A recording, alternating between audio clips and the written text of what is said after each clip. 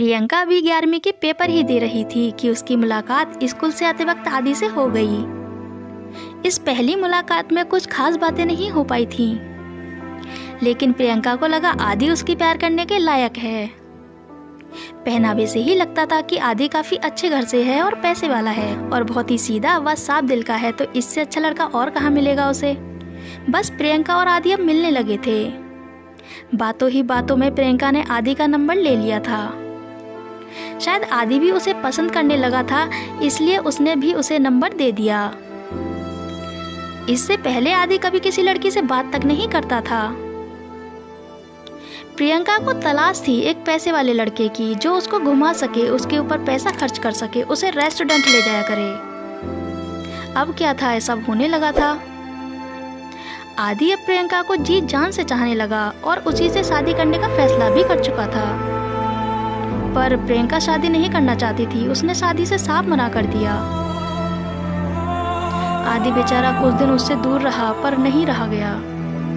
अब करता भी क्या, कहाँ जाता, उसे लड़कियों से बात तक नहीं करनी आती थी। फिर प्रियंका से एक बार मिलने का फैसला किया और चल पड़ा उससे मिलने उसके स्कूल की तरफ, जहाँ पता चला प्रियंका 2 दिन से स्कूल नहीं आ रही। आदि ने किसी तरह उसके घर पर मालूम किया तो पता चला कि प्रियंका रोज स्कूल के टाइम पर निकलती है और छुट्टी के टाइम पर ही घर आती है। आदि टूट गया था। शायद उसे प्रियंका के मना करने की वजह मिल गई थी, पर फिर भी उसने एक आखिरी बार उससे मिलने का सोचा और उसका पीछा किया तो प्रियंका एक रेस्टोरेंट के अंदर जाती हुई दिखाई देती है। उसने उसे रोकने की कोशिश की पर नहीं रोका। वो भी देखना चाहता था उसे, जिसके लिए प्रियंका ने आदि को छोड़ दिया, उसके प्यार को ठुकरा दिया। कई घंटे बीत गए, प्रियंका भी अंदर ही थी। लोग आते रहे थे, जाते रहे थे। आदि की हिम्मत टूटती जा रही थी। उसका दिल मानो जैसे फटने को हो रहा था। उसने हिम्मत जुटाई और धीरे से अंदर गया। प्रियंका कहीं नजर नहीं आ रही थी। अब उसकी बेताबी और ज्यादा बढ़ने लगी। उसे अब प्रियंका की चिंता होने लगी थी। स्कूल की छुट्टी का टाइम भी निकल चुका था, लेकिन प्रियंका का अभी तक कोई पता नहीं था। अचानक से उसने सामने कमरे में से एक लड़का निकलता हुआ दिखाई दिया। उसने जैसे ही दरवाजा खोला तो सामने प्रियंका बिना कपड़े पहने बेड पर बेहोशी की हालत में पड़ी थी। आदि दौड़ा, मेज पर रखे पानी के गिलास से उसे छींटे मारे। प्रियंका को अब होश आने लगा था। निर्वस्त्र प्रियंका ने जब खुद को आदि के सामने देखा तो उसके होश उड़ गए। उसने आनन फानन करते हुए, कपड़े पहनते हुए आदि की तरफ घूरते हुए कहा, तुम यहाँ क्या कर रहे हो? किसने अंदर आने दिया तुम्हें? और तुम्हारी हिम्मत कैसे हुई मुझे छूने की? आदि की आंखों से पानी बह रहा था। उसने कभी प्रियंका को छुआ तक नहीं था और आज इतना कुछ देखकर। फिर रोते हुए आदि ने कहा, मैं तुम्हारे बिना जीना नहीं चाहता था, इसलिए तुमसे बात करने को स्कूल गया, जहाँ पता चला तुम 2 दिन से नहीं आ रही हो।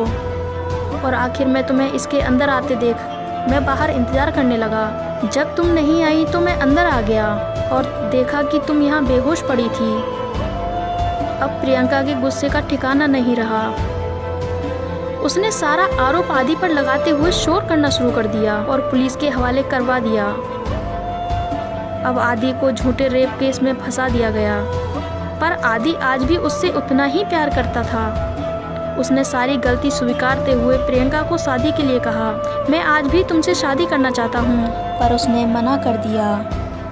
झूठे रेप केस में फंसे आदि से प्रियंका के घर वालों ने 12 लाख लेकर फैसला करने को कहा, जिसमें आदि को अब भी 3 साल की जेल हो गई। प्रियंका की शादी कहीं दूसरे शहर में कर दी गई। आदि जेल में अपने दिन गिन रहा था। प्यार की कीमत चुकाते हुए आदि 3 साल की जेल काटते हुए 3 साल बाद कोर्ट उसे बाइज्जत बरी करती है। पर अब क्या फ़ायदा, इज्जत तो आदि और आदि के परिवार की जा चुकी थी। आदि घर वापस आता है। घर के बाहर ताला लगा पाकर पड़ोस में पूछा तो पता चला जब उसने रेप किया था तभी उसके परिवार वालों ने आत्महत्या कर ली। आदि की प्यार की कीमत उसके घर वालों को चुकानी पड़ी। आदि अब दुनिया में अकेला था। सभी उसे रैपिस्ट समझते थे। लोग कातिल निगाहों से ऐसे देखते मानो जैसे खा जाएंगे। अब आदि ने घर से निकलना बंद कर दिया।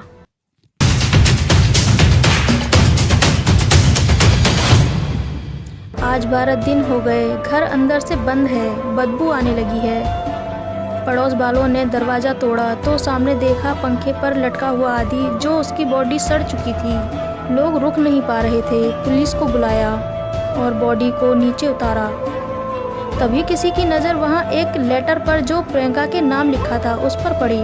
उसमें लिखा था, प्रिय प्रियंका, मैंने तुम्हें चाहा था, तुम्हें कभी छुआ तक नहीं, फिर भी मैं रेपिस्ट कहलाता हूँ। तुम जानती हो मैंने तुम्हारे साथ कुछ नहीं किया, मैं पूर्ण निर्दोष हूँ, मैं आज भी तुमसे प्यार करता हूँ। शायद अब तुम माँ बन गई होगी, तुम्हें रुपए से प्यार था, ये घर दौलत जो भी मेरा है आज से सब तुम्हारा है। मैं एक रेपिस्ट बनकर इस दुनिया में जीना नहीं चाहता। हाँ, कोर्ट ने मुझे निर्दोष साबित कर दिया, पर उसका क्या जो रेपिस्ट बनकर मैंने अपनी ज़िंदगी के 3 साल जेल में बिताए। मैं निर्दोष होते हुए भी एक रेपिस्ट ही कहलाऊंगा, इसलिए मैं इस दुनिया को छोड़कर जा रहा हूँ। तुम खुश रहना और अपने बेटे का नाम मेरे नाम पर रखना। तुम्हारा आदि।